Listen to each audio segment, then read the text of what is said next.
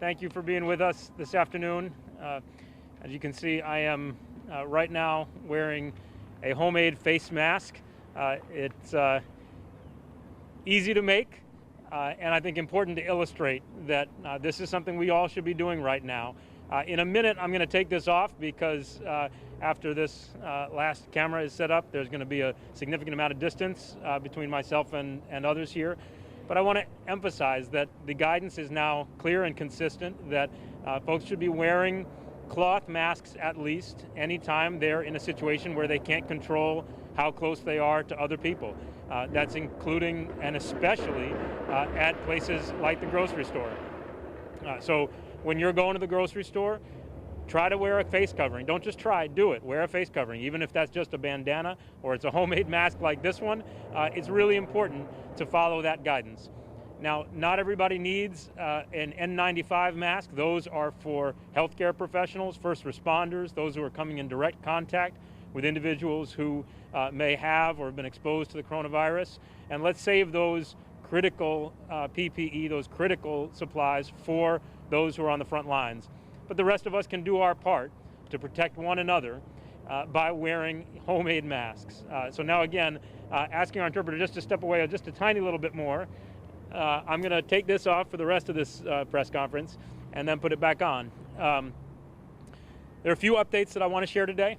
The first is that we have been updating the public through a number of different outlets over the past couple of weeks. That includes our Facebook page, that includes Twitter, that includes the city website.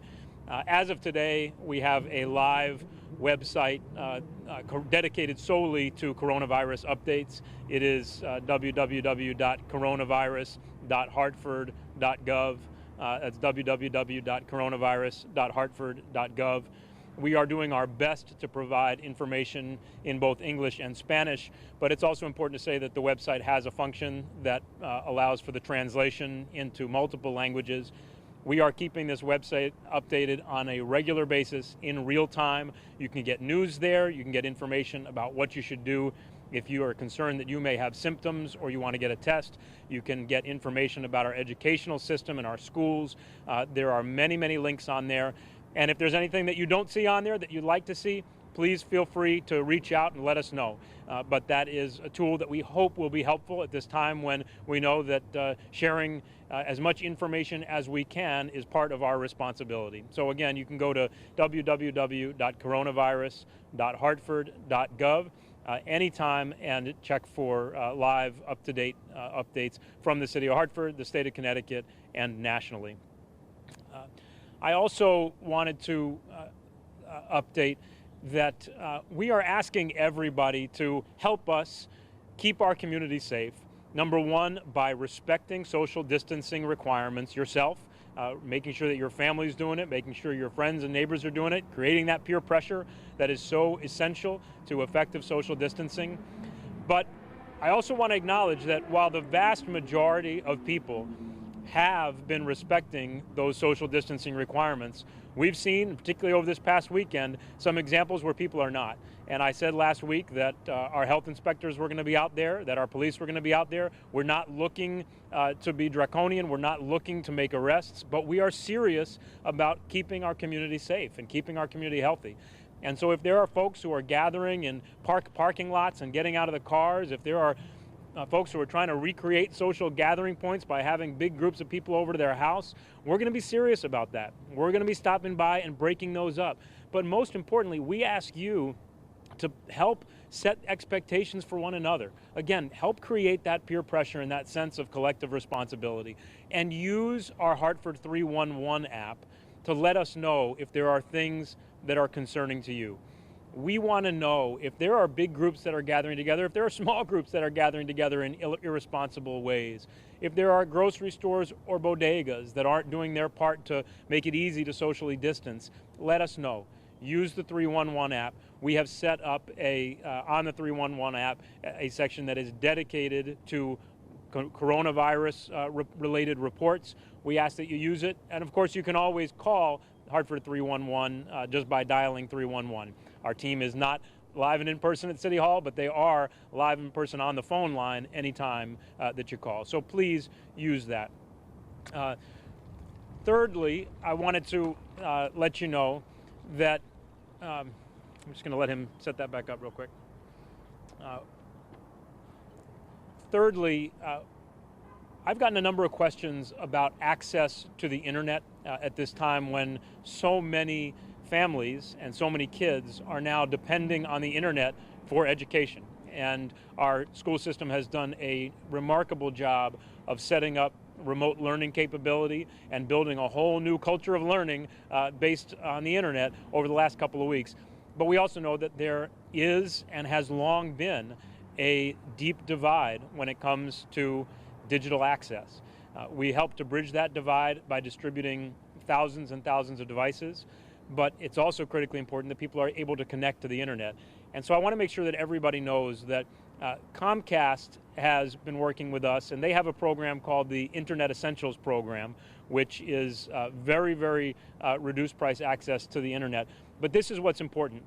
Until recently, you could not use that program if you had outstanding debt with Comcast. And for a lot of our families, that meant they couldn't get that access. That's been changed.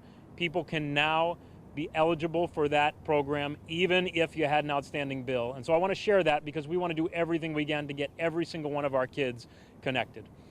So those are the first three updates I wanted to share. The fourth is coming back to an issue that we've talked about a few times, but I think is so important to continue to highlight, and it is the issue of domestic violence and intimate partner violence in this time when so many in our community are isolated. We've asked everybody to stay home.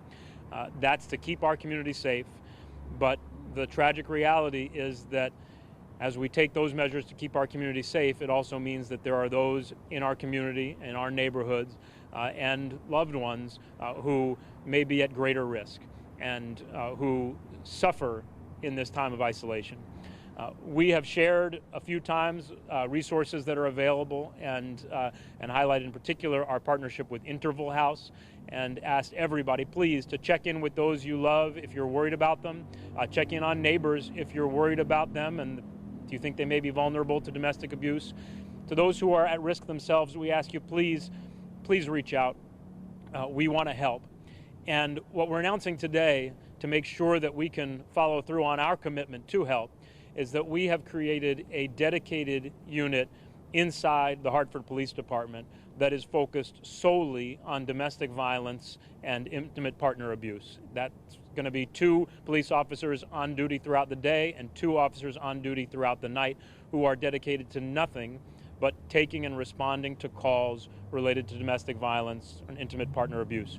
We wanted to make sure our officers could respond quickly. We wanted to make sure that they could investigate reports thoroughly without having to worry about what other calls are coming in. And we wanted to make sure that they can knowledgeably connect those who may be at risk to the resources that are out there like Interval House. I'm very, very grateful to the police department and to Chief Thody for his leadership on this, and also very grateful to Interval House for their continued partnership. But again, we ask for everybody's help. Please let us know if you're worried about somebody. Encourage those you're worried about to reach out. And to anybody who is at risk yourself, please reach out. We want to support you. We want to help you. We put the resources in place to do it, and we'll do everything that we can. With that, I'm happy to take any additional questions. So over the last week, we have seen about a 20% increase in domestic violence calls, but we are concerned that that is an undercounting. We are concerned that there continues to be underreported abuse. So the reality is that that's true in normal circumstances, and our fear is that that may be even more true now as victims are isolated in some cases with their abusers. So yes, we've seen an uptick. Our fear is that the uptick we've seen may not reflect the full level of the increase and the risk, and we want to make sure that everybody knows that we are putting in place the resources to help in every way we can. And that resource is in place right now. That's right. And what happens after that? Say, that these officers are responding to these calls, they're seeing the uptick. What resources? I know that you kind of talked about the partnership Sure. And what happens next? Sure. So look, our priority is going to be making sure that those who call or those about whom we get calls are safe. And we're going to do whatever needs to be done to make sure that those individuals are taken to a safe place, to a safe house. But domestic violence investigations have to be done right. They have to be done thoroughly, and they have to be done quickly. And so we wanted to make sure that we had those police officers dedicated to do that and do only that during this time. But that doesn't change in any way the existing, ongoing, deep partnership with Interval House and with other providers to make sure that we can get folks to safety. And I will say, I've said this in the Facebook Live that we did on this subject about a week ago. I know that one of the fears for those who are suffering from domestic violence is that they won't have any place to go. We will help you find a place to go. Over the last couple of days, Liani and her team have helped move a significant number of individuals who have been in our homeless shelters into hotels. We stand ready to find a place for you if you're suffering from domestic violence. We're there to protect you, support you, and again, that means connecting you to resources, but it also means that having police that are there ready to respond knowledgeably, quickly, and thoroughly. And I know that there are some officers that specialize in this department about. Yeah. But are these the officers that have really kind of spent their time in HPD focused on this so that they kind of pay special attention? So I will make sure that Chief Thody is available to talk with you about that, but I know that any officers or investigators who are going to be assigned to this duty are going to be working hand in hand with our embedded domestic violence specialist and liaison, as well as hand in hand with those experts at places like Interval House that are doing this work on a daily basis. In terms of first responders, do you have an update about how many have tested positive and how many otherwise are off the job? I don't have. I am not aware of any additional positive tests since the last time I gave you that update, which was 9. And we are reaching the period where a significant amount of time has passed since those first 4 officers tested positive. So we will at some point likely be bringing them back to work. But we've been taking a more conservative approach even than the CDC had recommended when it comes to how much time should pass before an employee returns to work. I know you guys have talked about in previous press conferences about the learning from home. I know Yeah. you talked about it here, but can you kind of share it all? Maybe something that she might have shared with you about how that distance learning is going? Sure. Well, what I can share is something that she's already shared publicly, which may even be slightly out of date, but I think that as of the end of last week, 75% of our students were connected to an online classroom. And that was up from about 45% the Friday prior. And that's up from, just about 0 the week before that. We went from, we're trying to go from a dead stop to moving fast. And we have been able to get devices to thousands of kids, make sure that thousands of families get connected. And then our teachers and our administrators and all of our educators in the Hartford Public Schools have been working to create those virtual classrooms. And I just can't say enough about the effort that they've made to make that happen, as well as the effort of our city IT system, MHIS, the team there, to get that set up. So we've still got a ways to go. 75% is not 100%. We want to get to 100%, but we're making some good, steady progress, and we're going to keep pushing hard.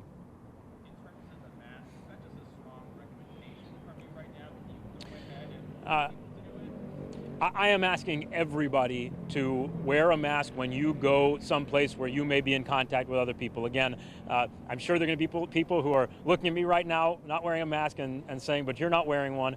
I am able right now to control this environment, right? I am sufficiently distant from those around me. You guys with the cameras are probably 15 feet or more away. But if I were going to the grocery store, I will have this mask on. When I leave this, and I don't know who I'm going to walk into on the sidewalk, I'm going to have this mask on. And again, this is a homemade mask. This isn't an N95. This doesn't require some special connection to get it. This requires a little resourcefulness, materials that you have on home. There's a million videos on the internet now that show how you can make a mask.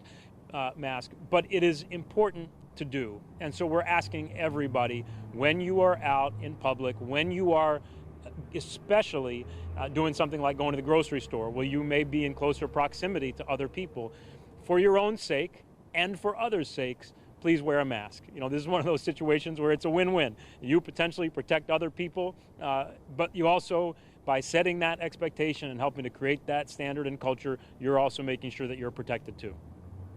Just in terms of social distancing over the weekend, those parties or other events where police had to respond to, are those folks just being asked to break up, or are people being ticketed at this point? Is that something the city's considering? We are absolutely considering it, and as I said last week, we're fully prepared to do it. We have shut down a couple of venues, businesses that were not honoring the closure requirements, and this past weekend we were able successfully to get those groups to disperse very quickly when the police went by. But if we continue to see that happen, and especially if we continue to see either locations that pose a consistent challenge or individuals who pose a consistent challenge, we believe we've got the authority under the law at this point. Disregarding the orders that the governor has put in place can be regarded either as a felony or as a misdemeanor, depending on which section you're looking at.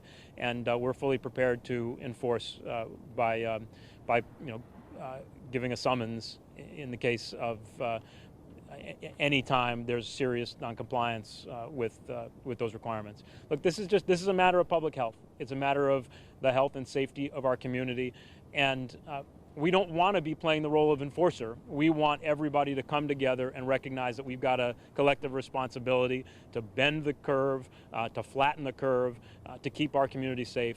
But we're prepared to do whatever we have to do to help make sure that we do that here. My last question for you, how's that transition been? I know that now a lot of stuff online, emailing, having those drop boxes. How is that transition from in-person to online? Do you mean in terms of city services? Yeah, what you were talking about last Yeah. week, that city clerk's Sure. office, all that stuff, is that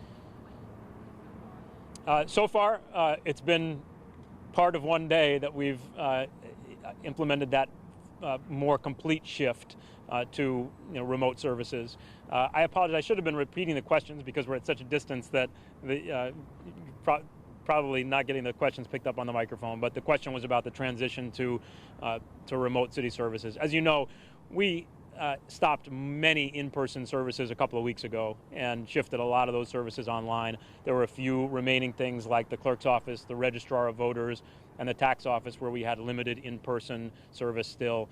As of today, that's almost all stopped. And I think that there is, I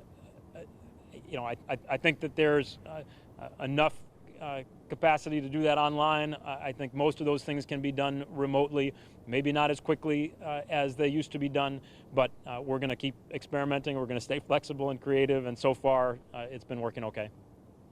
more about the businesses that you guys had to shut down going on? We can get you that. We can get you that.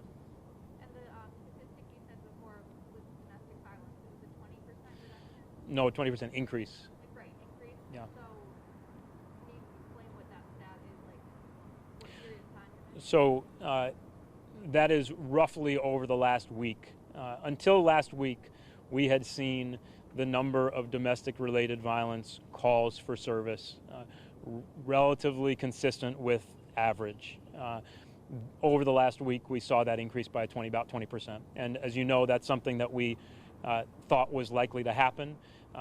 But again, even that 20% increase may not fully reflect the amount of risk and vulnerability and the amount of abuse that's actually happening out there. So that's why it's so important and why we're taking every opportunity to spread the word, to let folks know that there are resources available, that we have a unit dedicated within the Hartford Police Department to respond. We don't want anybody who's worried about a loved one or somebody they know to hesitate to let us know. We don't want anybody who is vulnerable to hesitate to reach out. We'll do everything we can to follow up quickly and to help. We're also downtown, so we're hearing a lot of the motorcycles, other, non-cars that come out this time of year. Can you tell us at all anything about what you guys are doing? Sure. This question is about motorcycles and ATVs, and the fact that this time of year we often see a lot of ATVs coming out and joyriding, and it is something that we're always trying to cut down and respond to. I would not put this in the category of coronavirus response, but I will say that we were pretty active in enforcement this past weekend on dirt bikes and ATVs. There were a number of incidents where we had a bunch of ATVs tearing through parks, tearing down streets, popping wheelies. As you know, this is a matter of public safety of a different kind. It's not coronavirus related, but it is dangerous, and we don't want people to think that because the streets may be a little emptier, that this is a time to come out and ride those illegal vehicles in an illegal way on city streets or in cities' parks. So our police were out there. They were able to seize a number of ATVs and dirt bikes. And we want to get the word out about that too, because we want to be very clear that nobody should think that you can come and do that without consequence in Hartford right now. Okay, any other questions? All right.